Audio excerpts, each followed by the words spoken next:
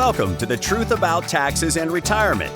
This podcast is brought to you by SavingYouTaxes.com and hosted by J. Barry Watts. As an advanced tax strategist and enrolled agent federally licensed by the IRS, Barry is uniquely qualified to go deeper into the Internal Revenue Code than most accountants. He understands and interprets its provisions, explaining how they'll help you reduce income taxes you owe so you can direct that previously wasted tax money into tax-free accounts that you can enjoy in your retirement years. Now, on today's episode. If you had a valuable liquid, would you carry it in a bucket that had holes in it? On today's episode of The Truth About Taxes and Retirement, we're going to talk about how practically everyone holds their financial assets in a container that is leaking. Those leaks are costly. They take away years from our retirement because your money has effectively spilled out. And the result is that you run out of money more quickly, jeopardizing not only how long your retirement income lasts, but the legacy that you leave to your heirs as well. I'm Barry Watts, the host of The Truth About Taxes and Retirement, here with my co-host, Eric Burlison. Hello, Eric. Good morning. Welcome. Yeah, good to see you. Thank you. You were up late last night watching the election results come in. I was. But you look bright-eyed and chipper this morning. Well, I don't feel it, but. Well, we're going to give you some bright-eyed, chipper things to think about today. Going to stretch your brain and your imagination, because in today's podcast, what I want you to do is to go into your imagination and find that drawing board in your mind. Now, maybe it's a whiteboard that comes up in your mind. You know, when I was in school, whiteboards didn't exist, and we had blackboards and chalk. So whatever comes to your mind is fine, but I want you to go into your mind today and draw a picture. And I think if you'll do that, it will help you to understand the concepts that we are teaching. You going to be able to do that for me today, Eric? Of course. Okay, well, very good. Here's the picture I want you to draw. I want you to draw a picture in your mind of a bucket, just a simple bucket. And I want you to pretend for a moment that all of your money, your retirement accounts, your stock, your mutual funds, your CDs, your bank, everything, all of your money is in that one bucket. Can you do that for me? Dear Liza. I know. I know in your case, that'd be a really big bucket. Right. So I want you to draw this picture of the bucket in your mind. Now, here's the next thing I want you to do. Above that bucket, I want you to draw a faucet. So what you're beginning to see in your mind is a bucket that's setting underneath a faucet. In my yard at home, I've got one of those faucets sticks straight up out of the ground. It's got a big red handle on top of it, and you reach over and it looks like a lever, and you just kind of lever it up, and suddenly it shoots water everywhere. Have you got one of those? I do. All right. Well, you know exactly what I'm talking about. And hopefully the listeners to our podcast can imagine that in their mind too. So we've got a bucket setting under a faucet like that. And the faucet, of course, would be used to fill the bucket. So financially speaking, the way you get more money into your bucket is through interest, dividends, and capital gains that are produced by the faucet, and they run out of the faucet into the bucket. Eric, can you see in your mind a bucket full of money with a faucet filling it on up to the top? Yes, I can see it. Well, perfect. That's exactly what I wanted you to be able to say, and I hope our listeners see it as well. Now, here's the thing that you've got to think about. When you encounter people in the financial services industry, whether they're brokers or registered representatives or investment representatives or certified financial planners or insurance agents, all of those kinds of people, when you encounter those kinds of people, they all tell you how they have the best faucet in the business. Effectively, what they say is, well, you know, you're doing pretty good where you're at, but you know, if you were using our faucet to fill your bucket, our faucet's just a little bit better and it would fill your bucket up a little bit more. And they'll tell you about how their faucets are made from superior materials, or the engineers who design their faucets are just smarter than the other engineers who design the other guy's faucet, or how their faucet makers are a little smarter than the ones that work at the other faucet making firm. The whole idea is focus on the faucet, and whoever you're talking to will tell you that their faucet is the best faucet. Right. Have you ever run into that kind of experience, Eric? Yeah, you see that all the time. People are talking about how their returns are better than the next guy. Yeah, right? returns. It's all about returns, and people often think, well, that's what I've got to be watching for is returns. Well, Eric, can I clue you in on something here?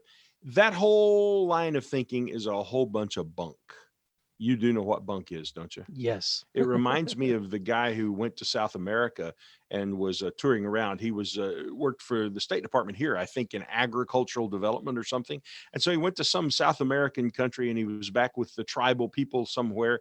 And when he got out of the Jeep where they'd taken him back into the land, the people came up to him and they greeted him, and he began to speak to them, and they started yelling, "Hoya, hoya, hoya, hoya." And he was, he didn't know what that meant, but I thought it was pretty good. It's kind of exciting. And they put him back in the Jeep and they took him somewhere else, and they parked him in front of all these tribal people, and the people got out and they greeted him, and he started to speak, and they yelled, "Hoya, hoya, hoya, hoya." And he thought, man, I love speaking to these South American folks. They are enthusiastic about what I have to say. And so he got in the Jeep and he went to the third place. It was a farm he was going to visit. And as he got out of the farm, his driver pointed to the ground and said, "Hey, be careful. Don't step in the Hoya." That's a good one. That's an old one is what that is. So here's the truth about those faucets. When people try to tell you they have the best faucet, it's Hoya. It's Hoya. In any given year, a company may indeed have the highest and best performing investment manager, but the next year they'll be surpassed by somebody new and different. Rarely, very rarely, does an investment manager perform at the top of his peers for more than 1 year. And studies have shown that on a consistent basis over time, about 95% of managers don't beat the S&P 500. Now, we use the S&P 500 to measure the stock market. So when we talk about the stock market, the words stock market and S&P 500 are interchangeable. By the way, Eric, do you know how many stocks are in the S&P 500? A little over 500. Actually, there are 503. Right. See, this whole gig is just meant to confuse your brain because Right. silly me, I would have called it the S&P 503. But no, it's the S&P 500, which has 503 stocks in it. So there's about 5% of people who do beat the S&P 500 in any given year, managers who beat the S&P 500. But the problem is the 5% who beat it this year will not be the 5% who beat it next year. They'll be replaced by somebody else. So it's very, very difficult on a consistent basis to beat the index. And that's why you have people like John Bogle, who founded Vanguard, people like Warren Buffett talking about just buy the index and quit trying to outsmart the markets. And in a general sense, we believe that that concept is true. We use in our advisory practice an indexing sort of method. And so the big message to come out of this is that those people who are manufacturing faucets telling you their faucet will fill the bucket better, all the data says that simply is not true. It's a bunch of Hoya. Yeah. You know, what's funny, working for a Fortune 500 company, watching my colleagues who would trade their stock portfolio within the mutual fund options that they had within their 401k. It was always interesting to have water cooler talk about this, because they would look at the performance of the previous year, and then they would decide to move their money to the one that performed better that last year, not understanding that that was just 1 year, right? And it's likely that portfolio isn't going to have the same, the trend is not going to repeat itself. That's kind of like driving down the road by looking at the rear view mirror of your car. Are you pretty good at backing up? Or another good analogy is, have you ever been in a traffic lanes? Yeah, this morning there was like a tractor and a trailer loaded with 2 pigs and a goat that kept me from getting work. It took me a whole 18 minutes to get to the office. But you've been in one before where you've got multiple lanes and then Boston during the big dig. And then your lane is not moving, right? But Yeah. the one next to it suddenly starts to go. Yeah, so you move over to that lane. So then you move over to that lane just to find that it stops, and then the lane that you were just in starts going. Exactly. And that's what happens with some of these, the money managers and the mutual funds that they're managing. Oftentimes they may have a great year, but next year it doesn't necessarily mean that they're going to have a great year the next year. And that's really the whole point. So here's what we like to guide investors to do. Instead of focusing on the faucet and where they can get the best return, which intuitively it seems like that'd be the right thing to do. Instead of focusing on that, we want to focus on the bucket. Now, you remember that bucket that you've got under your faucet? Can you see it in your mind? Yes. All right, here's what I want you to see in that bucket. I want you to see a bucket that has 4 big holes in it. 2 holes on one side of the bucket and 2 holes on the other side of the bucket, so that whatever you're putting up into the top of the bucket through the faucet is just running out as fast as it goes in there. And how good does your faucet have to be to fill a bucket that has huge holes in the side of it? Yeah, you've got to have a really powerful faucet. Yeah, that it can't be done. It can't be done is the point. And so since all of your retirement money and all of your other assets are in this one bucket, the one thing that you can do that is more important than selecting a faucet is actually filling or repairing the holes in the bucket, healing the holes up in that bucket so they don't leak anymore. And if you'll get those holes filled so they don't leak anymore, then there are a lot of faucets out there that you can select that would do an adequate job of filling your bucket. So what I want us to do now is I want us to think about those holes in your bucket. Get them back in your mind so that you can see those holes. They're all about the same size. There's 4 of them, 2 on each side of the bucket. Now let's put labels on those holes in the bucket. The first holes, I want you to put the label on it that says taxes, because one of the greatest financial leaks that you have is in the form of taxation. The second hole that I want you to see on the side of a bucket is fees. People are generally paying between 2 and 300% more in fees than they actually realize they're paying. The third hole that I want you to see that's leaking money out of your bucket is market risk. And there's just no reason anymore to lose double digits when the market goes down in a given day or over a period of time. To feel like you have to ride with the market up and down, that's just an old way of thinking that is no longer true or accurate when it comes to retiring and protecting your investment assets. And the fourth and final hole that I want you to see is healthcare cost. That's a big hole for everybody. But if you'll start now, there are things you can do to protect yourself from healthcare cost leakage as well. So see the buckets in your mind, see the holes inside of the buckets, in the sides of the buckets with the labels on those particular holes: taxes, fees, market risk, and healthcare costs. Now, what we're going to do is we're going to talk about how to fill in those holes. So let's begin with taxes first, right now.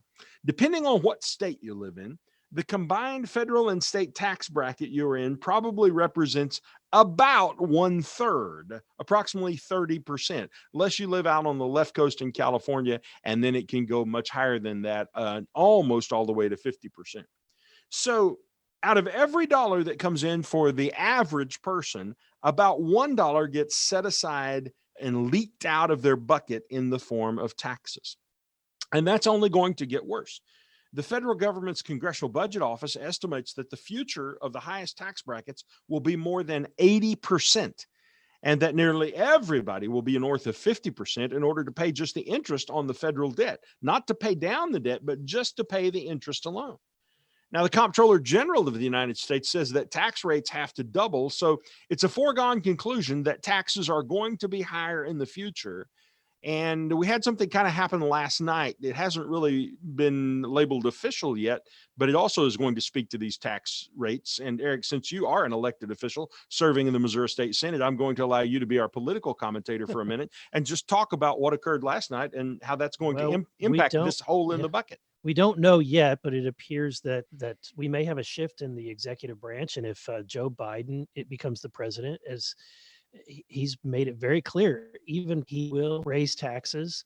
And so even if he doesn't, the Trump tax cuts are set to expire. And so people are going to experience increases in their taxes. When do those Trump tax cuts expire? I believe at the end of 2025. Yeah, that's correct. I think, and assuming we do have a Biden win, which right now the vote's still out and we won't know for a couple of more days. If we have a Biden win, the Trump tax cuts are just going to be rolled back more quickly, is what's likely to happen. And here's why that's a problem for you and for everybody who's been putting money away in their 401k and saving into IRAs and so forth. For all your working years, you have dutifully made deposits into your tax deferred retirement savings account. And everything you've had held out of your paycheck for a contribution has given you a deduction at today's tax rate. But the problem is the tax bracket that you've gotten is less than the additional tax that you're going to pay in the future. So you've essentially been played. For all these years, you've been saving and getting a tax deduction at historically low rates.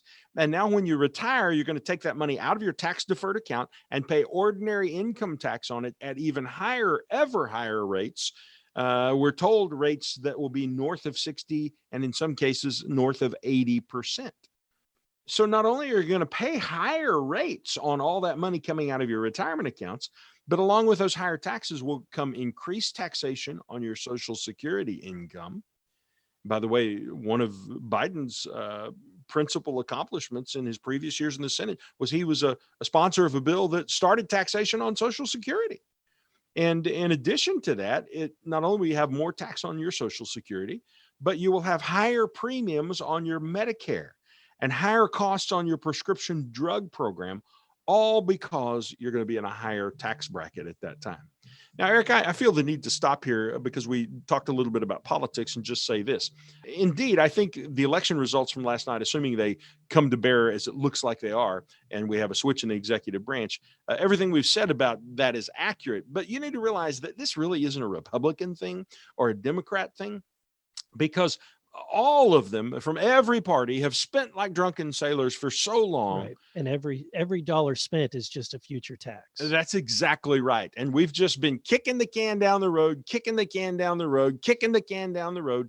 And down home, my grandma would say, someday you're going to have to pay the piper. Right. And we'd like to blame that on whatever political party we're a part of. We want to blame it on the other side. But it's just simple math that isn't driven by political party. It's driven by poor financial thinking on the parts of elected officials. And I hope when you're in the seat punching the yes or no button that you think smarter than these other guys. I like to think that I do. Well, yeah. That's your reputation. And well, in Missouri, the good thing, and not to go off on too much of a tangent, but Missouri has got circuit breakers in place that stop elected officials from overspending. And it would be God nice bless Mel Hancock. Right, because the Hancock Amendment. And if Congress had that, we probably wouldn't have some of this potential problem that we're going to be facing at some point. Yes. So all of this is driven, this conversation around this hole in your bucket for taxes.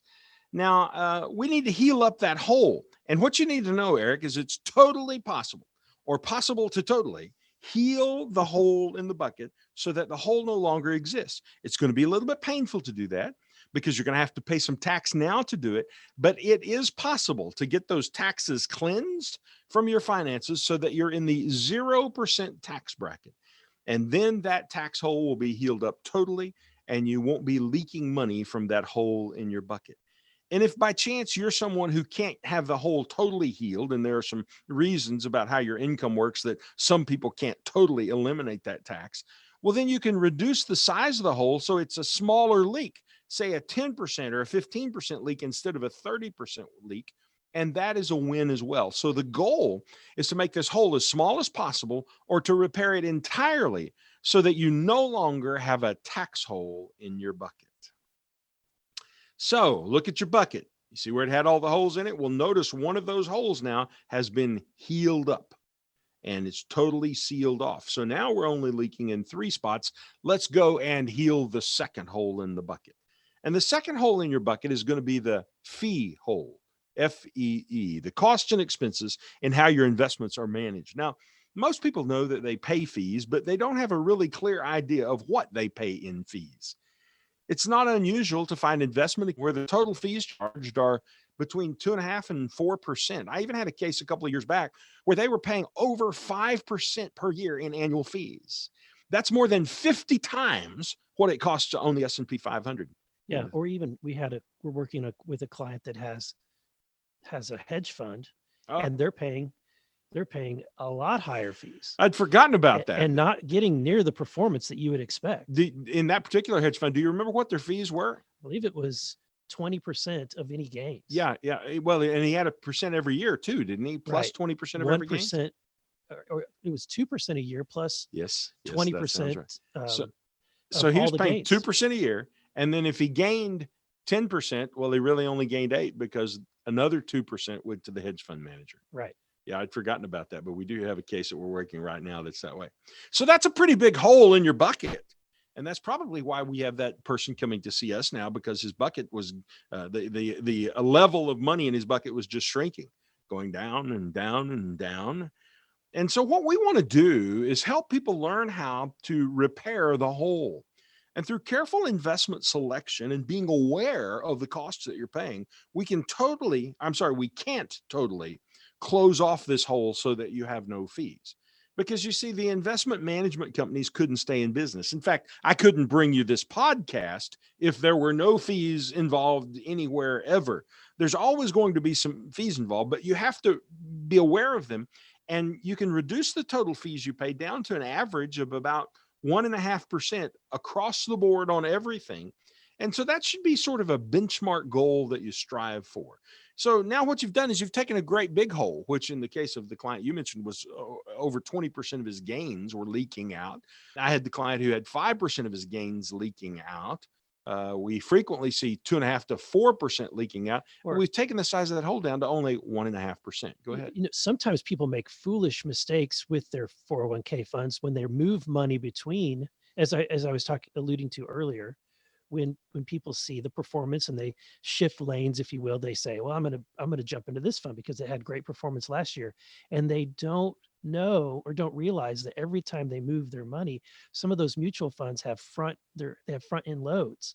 So they're paying 5% sometimes in fees just to move it from one fund to another. And invariably, when I'll call that to someone's attention and say, did you know when you moved this money into this fund that you got charged 5% right off the top? They'll usually say, no, I didn't know that. I didn't know that. And I think it's because people in the advisory community are embarrassed by that, and perhaps they should be. And they feel like it'll be a stumbling block to the transaction they're trying to affect. So they may just mention it quickly, casually, and quietly, and go on. And that's one of the reasons we write the numbers up on the board, so everybody gets to see them. Everybody gets to know what their fees are in a clear and compelling way. Full disclosure. It's no secret. Everybody knows in the investment business there are fees being charged. So just be clear about what those fees are. Be honest about it. And limit those fees so that the hole in the bucket goes from being a gaping hole that money is gushing out of and turn it into a little bitty leakage that's just kind of trickling out. That's what we're trying to do. So look at that bucket. It had 4 big holes in it. Now we've healed one of the holes totally. The other hole, we've healed most of it over and filled most of it in. It's got just a little bitty leak in the side of it. Now, the third hole that we're going to address is market risk. Market risk. That's where when the stock market gets bad news and goes down 40%, your account goes down 40% with it. Have you ever seen that kind of thing happen? Yes. Yeah. As late as recently, most recently, that happened back in March of this very year. Yeah. It will happen again. And it happened in 2008. And it happened in 2000, 2001, and 2002. And so this happens over and over and over. But here's what you need to know, Eric. That hole can be healed entirely. Now, it's beyond the scope of this podcast today to really get into how that healing occurs or filling in that hole occurs. But there are investment vehicles that you can use that will totally eliminate downside market risk so that when the stock market loses money, your account doesn't lose a dime. And sometimes we actually use vehicles like that. And when you do that, if the market goes down, you don't lose any money. And so what that means is you never waste any time trying to earn that money back. On average, down like 40%. Do you know off the top of your head, Eric, how long it takes for someone to come back and get back to where they were before the market started down? Yeah, it can take years. It can take years. I know that after the 2008 market downturn, it took almost 8 years to return for the market to return back to the level that it was prior to the downturn. The average recovery time is about 6 years. So if you spend a year with the market going down and you spend 6 years recovering, you're in 7 years deep. In fact, because we had negative markets in 2000, 2001, 2002, and 2008, and you had to spend the time going down and the time coming back. If you actually looked at a chart of the S&P 500, which is the stock market as we measure it, you would find that from January 1, 2000, that's Y2K for those of you who remember it, from January 1, 2000 until 2013, your money actually didn't earn anything, not a penny. You spent all your time going down and waiting on it to come back up, going down, waiting on it to come back up. And it was 2013 before you broke above where you were on January 1, 2000. That just boggles my mind. 13 years not making anything on your investments. You know, the thing that confuses people, though, is they'll say, well, now, wait a minute. My account went up over those 13 years. And indeed it did. Probably because you're putting money into it. That's exactly right. They were contributing to the account. So they were seeing the account increase over that 13 years, but it wasn't their money that was growing. It was just additional money that they were putting into. Or they were experiencing the benefit of dollar cost averaging. Yeah. And that's not a bad thing. So there is available a mechanism that will totally protect you from market loss by healing over that hole in your bucket. And we don't always recommend a 0% loss type of investment strategy. And there's some reasons that it doesn't fit in every situation. Sometimes we advise a strategy that just minimizes risk so that when the stock market goes down 14% or whether it goes down 40%, your investment strategy will limit the losses to somewhere in the neighborhood of 6% of your portfolio. I like to say we've put a circuit breaker, like you've got a breaker box in the utility room at your house. We put a breaker on it so when the wires get too hot because we're having a market meltdown, the breaker trips and then it protects your portfolio from there on. And so when that happens, we haven't really totally eliminated the market risk hole, but we've minimized the hole so that the flow from that hole is down to a trickle. And so now look at your bucket. You remember it in your mind? You haven't lost that bucket, have you? No. Nope. Remember it's sitting there with a big right faucet on top of it. Now the bucket has got one hole that totally is healed over. It's got a fee hole that's still got a little trickle of leakage out of it. It's got the market risk hole, and the market risk hole can be totally healed over, or we could design it so that it has just a little trickle. And there are reasons that sometimes we'll do one or the other. And that brings us to only one gaping hole left. And what is that gaping hole, Eric? Well, the risk of what might happen with your health. Yes, it's medical care and the expense of medical care, specifically long-term care, because that can bankrupt a couple. So I want you to imagine that you've got enough money saved up to retire. You're all kind of going along fat, dumb, and happy. It's a good life. And then one of you gets sick and incurs expenses that are beyond what your Medicare is going to pay for. And you need special treatments and special therapies, and there are special costs that the government won't pay for. So you write a check for them because you want to heal yourself. And then that doesn't work, and you find yourself entering into some kind of an extended care kind of program. And suddenly the money that you've saved in your account is diminishing. Barry, in Missouri, that is one of the biggest expenses for the government, for the state, is the expense of Medicaid and long-term care and paying for individuals who need long-term care. And what's sad to see is that so many people get to that point, and then they go through the method of spending down and trying to get to the point where the state and the government picks up that tab, because it truly is something that can be a catastrophe financially for a family. So you're saying that the state of Missouri has a big hole in their bucket as well? I am saying, yes, that is the case. It's a huge hole. And it's a growing expense. And it seems to be something that honestly, it eats up almost every new dollar of growth is going into funding the growth of Medicaid and healthcare spending. Long-term doesn't sound like that'll work.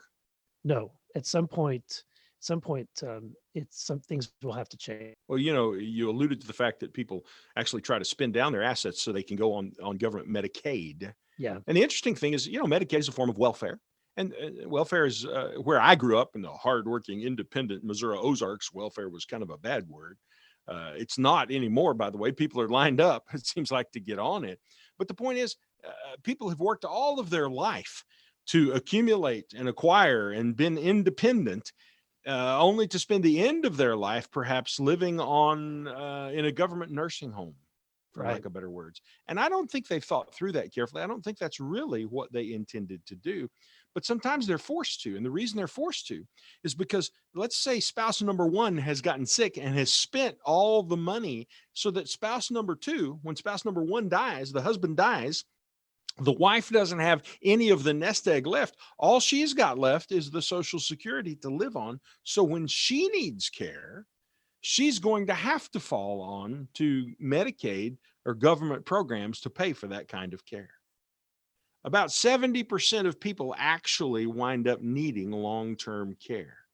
And while everybody wants to receive that at home, here's some interesting math. If you just do $20 an hour times 24 hours a day times 365 days a year, a $20 an hour aid at your home to help you when you need care is $175,000 a year. That is a big hole in your financial bucket. Yeah, that's something that a lot of people are not planning for. Well, I want to help you understand how we plan for that, Eric, because there are investment strategies that are covered by something called the Pension Protection Act. That was an act of Congress. And these investment strategies covered by the Pension Protection Act will protect your financial assets from long-term care expense. And there are other tools like the LIRP, which LIRP stands for the Life Insurance Retirement Plan, that actually provide long-term care benefits that can totally fill in this hole in your bucket and protect you from leaking financial assets. So those assets will be preserved for your surviving spouse and your heirs, yet your needs will continue to be met. So the big thing I want you to realize here is you can totally fill in the healthcare hole in your bucket. And so here's what you should see now as you look at that bucket under the faucet. We had 4 holes to start with. The first hole was taxes. We totally healed that hole over. The second hole was fees. We still got a little trickle of a leak in that hole. The third hole was market risk. We can heal that over totally, or we might have a little trickle in it. The fourth hole was healthcare cost risk. We can totally heal that hole. Now, at worst, we have a bucket that's just got a little trickle of a hole in the side of it. Now let's go back and talk about faucets for a moment. It's pretty easy to find a faucet that can fill that bucket. And so we don't want to start the investment conversation by looking for the best faucet, because there are a lot of faucets that can work if you've got the right kind of bucket. But if you haven't paid attention to the bucket and you've got all those holes in it, even if you magically selected the best of all faucets, it still will never fill the bucket because of the big holes that you have in it. So at savingyouTaxes.com, we have a proprietary process that helps you to navigate through all of this. It's called the Retirement Tax Roadmap. And in that process, we will calculate the taxes that you'll have to pay over your retirement. And we'll show you how to reduce those taxes, usually by about 70%. We'll show you the hidden fees that you're currently paying and how to reduce those. We'll show you and teach you how to eliminate or minimize market risk and how to eliminate long-term healthcare risks. Ultimately, what we're doing is showing you how to repair the holes in your financial bucket and stop the leaks so that you won't spill the precious money that you've spent a lifetime accumulating and squander the additional years of retirement that money could have bought for you if you had just been more careful. If you'd like to know more about repairing the holes in your financial bucket and have a retirement tax roadmap prepared for you, call our office and schedule an introductory meeting or phone call. You can find all the information about how to reach us by going to savingyouTaxes.com. I'm Barry Watts, here with my co-host Eric Burlison, and this has been The Truth About Taxes and Retirement.